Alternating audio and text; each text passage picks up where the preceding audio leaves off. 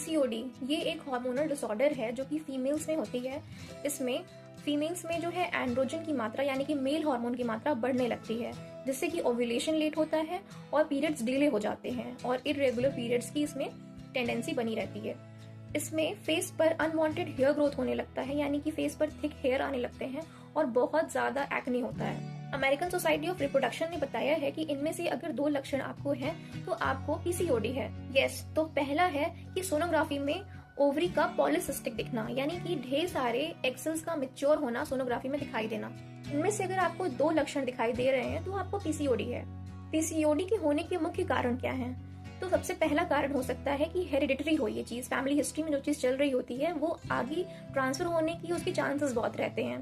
तो अगर आपकी नानी को है, आपकी मासी को या आपकी बड़ी बहन किसी को भी है अगर ये, तो फिर आपको होने के चांसेस इसमें बढ़ जाते हैं। दूसरा सबसे इम्पोर्टेंट कारण है हमारा लाइफस्टाइल, हमारा पुअर लाइफस्टाइल मेन चीज है जिसकी वजह से हमें पीसीओडी और मोस्ट ऑफ द डिजीजेस जो कॉमनली होती हैं उसकी होने की चांसेस बढ़ जाती हैं। पुअर लाइफस्टाइल में हमारा डाइट आता है, एक्सरसाइज आता है। जो पर्सन फिजिकली एकदम एक्टिव नहीं है और कोई एक्सरसाइज नहीं करता है, डाइट में वो न्यूट्रिशन नाम मात्र का लेता है, जो एसेंशियल न्यूट्रिएंट्स हैं, प्रोटीन्स हैं, विटामिन्स हैं, अगर उनकी डेफिशिएंसी है उसके डाइट में तो उसको पीसीओडी होने का चांसेस सबसे ज्यादा है।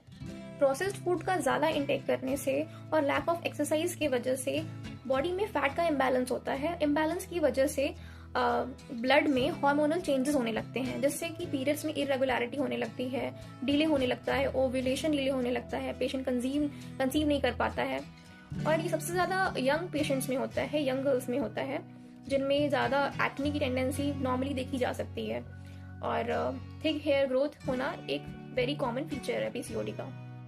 पीसीओडी में ओवरीज अपने साइज से ज्यादा बड़े हो जाते हैं, उनमें हार्मोनल चेंजेस होने लगते हैं, जिससे कि जो बहुत सारे एक्सेल्स होते हैं वो एक साथ मैच्योर होने लगते हैं।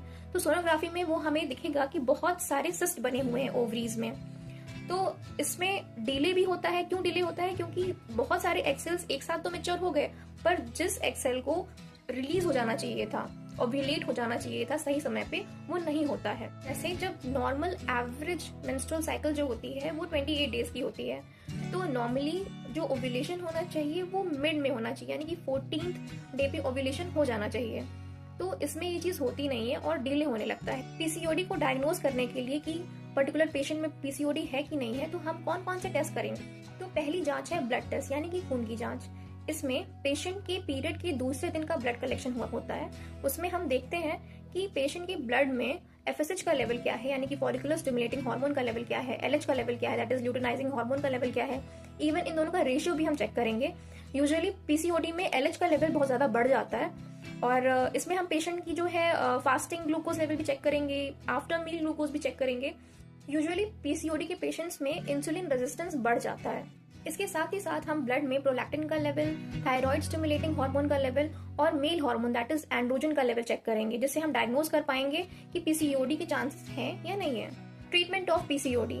पीसीओडी के ट्रीटमेंट करने के पहले हमें डिसाइड करना होता है कि कौन कौन से फैक्टर्स हैं जिसपे हमें ध्यान देना है। लाइक पेशेंट को कंसीव करना है, या पेशेंट यंग है, अनमैरिड है, तो उसके इरेगुलर पीरियड्स आ रहे हैं, तो हमें उसकी ट्रीटमेंट करनी है, या पर्टिकुलर जो भी फैक्टर्स हैं उसके अकॉर्डिंग हमें ट्रीटमेंट करनी होती है।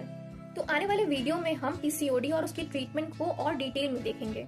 आगे हम देखेंगे कि जिनमें बेबीज कंसीव नहीं हो रहा है उनमें और कौन कौन सी इन्वेस्टिगेशंस हमें करानी पड़ेंगी। ऐसे पेशेंट्स में क्या क्या ट्रीटमेंट ऑप्शंस अवेलेबल है हम ये भी देखेंगे। इस पेशेंट में बेबी कंसीव हो भी गया तो भी पीसीओडी की वजह से जो लॉन्ग टर्म कॉम्प्लिकेशंस क्या क्या हो सकते हैं पेशेंट को, तो हम वो भी देखेंगे। Till then, thank you and see you in the next video.